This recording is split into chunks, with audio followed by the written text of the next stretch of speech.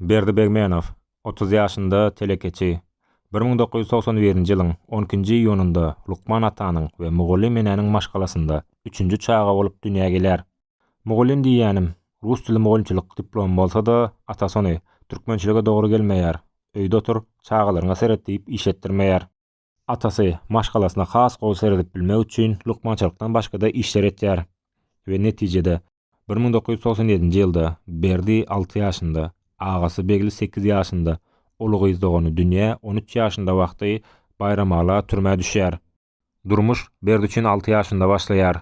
Enesiniň işsizligi, atasynyň goýup giden karzlary, algydarlaryň öýde ýarajak zatlary alyp gidişi, enesine gygyrlyşy Berde o ýaşda güýçlü bolmak üçin motivasiýa berýär. Wagtyň geçmegi bilen eneti bir bankada tämizlikçi bolup işe başlaýar. O da agasy bilen bilelikde köçelerden çüýşe, baklaşka toplap satmana başlaýar. Gazanan pulunu harid alyp aýal doganyna berýär. O da nahar taýýarlaýar. Çagaly o diýen aňsat geçmedik berdi, soňu bilen çörek, gawun garpy satmana başlaýar. 5 ýyl soňra atasynyň çykyp gelmegi köp sady ütgedäjek ýaly bolsa da suut edilendigi sebäpli iş tapmasy aňsat bolmaýar. Türmede geçiren günleri, işsizligi sebäpli atasy özüni araga berýär. Berdi mundan soň has agyr günleri başdan geçirýär. Enesiniň urulmasy, deň duşlar tarapyndan kemsidilmesi, has köp işlerde işlemeligine düşünen Berdi 3 işte işläp, ýarsyny enesine berip, ýarsyny hem özüne saklaýar. Okuw tamamlap Türkmenistanyň Maliýe institutuna dokument tapşyrýar we 3-nji egzamenda ruhnamadan ýykylýar. Gulluga gitmek üçin ýüregi sebäpli kabul edilmeýär. 1 ýyl soňra Belarusiýa tölegli ýokary hujaýyna gazanýar. Aýtmagyna görä, enesiniň altynlaryny satyp giden Berdi uly söwda etmäni okuw ýyllarynda başlaýar. Ilki kirýüji maşina alyp ony işletýär. Okuwçy ýerleşdirip pul alýar.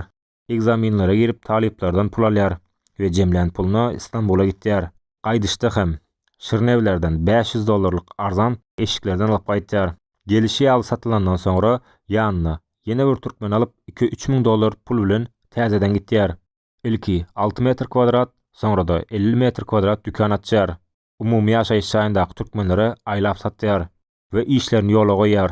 Minskde, Aşgabatda, Istanbulda, Moskwada, hatda Astanada dükän açýar. Söwda bu riskloýyn. Özüň näçe hasaply bolsaň da töwereňdäkilerden, hasaba goşmadyk zatlaryňdan batyp bilýärsiň. Berdi hem Rossiýadaky işini bir wada gatul bolýar. Ýyldyzlar bilen işleşip başlaýar we bir sebäpden batýar. TM Limited dükkanlaryny, Porsche awtoulygyny aldyrýar we bir paket sumka bilen Istanbula gelýär. Bu ýerden hem New Yorka gidip özüni toplap täzeden gelýär. Gelen wagty korona sebäpli işleri ýok, toýlar sebäpli kostyum alýan ýok. Berdi hem biraz wagt örtük işine girýär we ýagdaýyny düzeltýär. Şu wagt Instagram sahypasynda 1 million agzasy bar. Bu türkmenleriň içinde iň köp agzaly sahypa bolsa gerek.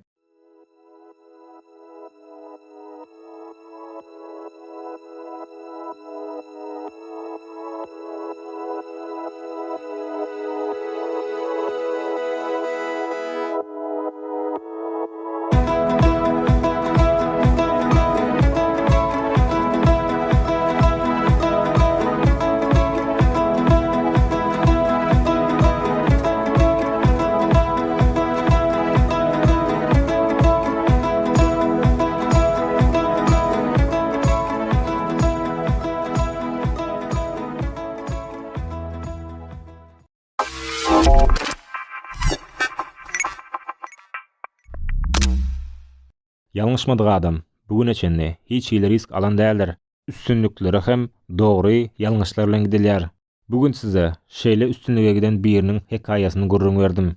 Kimi arkasyndan, kimi öňünden näme diýse de onuň eýem 1 million agzasy bar. Onuň indiki maksady bolsa öz markasy bilen $1 million pul gazanmak, ýagny dollardan millioner bolmak. İşinde üstünlük dilemek bilen biz Türkmen Post topary. Спасибо всем! Поехали!